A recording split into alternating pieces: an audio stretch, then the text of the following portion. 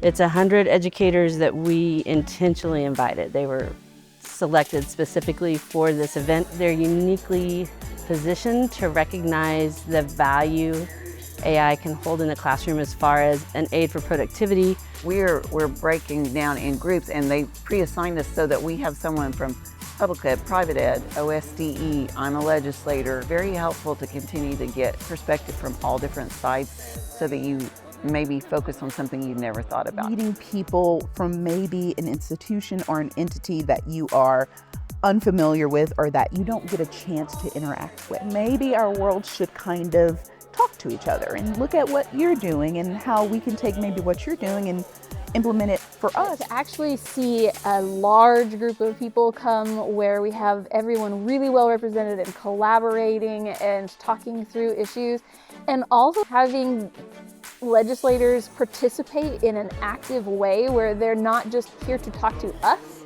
but they're here to listen to us and be part of the conversation. I think that's extremely unique.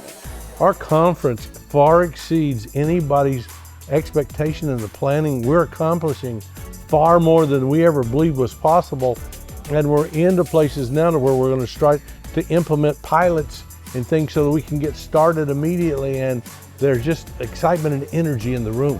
I came to this conference just not knowing really what to expect. I've used AI in my classroom for lesson plannings. I'm also a gifted and talented teacher, and with those different levels of students, it's often hard to make sure that you're meeting the needs of every student. So being able to use AI for that really helps hit the target.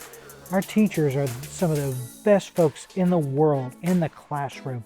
So let's give them the tools that they need to be successful, because if they're successful, then the students, their pupils, and their classroom are successful as well. So seeing the collaboration between them, showing time-saving tips and tricks. So you're not teaching, you're not teaching them to cheat, you're teaching them to think differently. We only use technology and tools such as AI when it can enhance and extend student learning. We don't need to be on devices all the time. We don't need to use AI for everything, but it can really be good. Because right now when we think of AI in the classroom, we think, oh, ChatGPT is going to be in the classroom. That's not what I'm talking about at all. I'm talking about student-safe learning environments. The teacher is set up that respect data privacy, that have guardrails around it so a student's not going off task. I'm not talking about students getting answers. I'm talking about students learning to think more deeply. Oh, just start using it.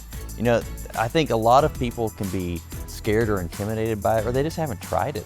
And so my first thing would be dive in, pick a tool. Let's see if there's anything that it can help you do so that you can devote more time to teaching. Whether it's the 19th century or it's the 21st century, it's a question of whether our priorities are right, whether we're getting kids in a classroom the latest tools and the ability to use that to learn more, have a better life, better career, stronger community. So that's what this is all about.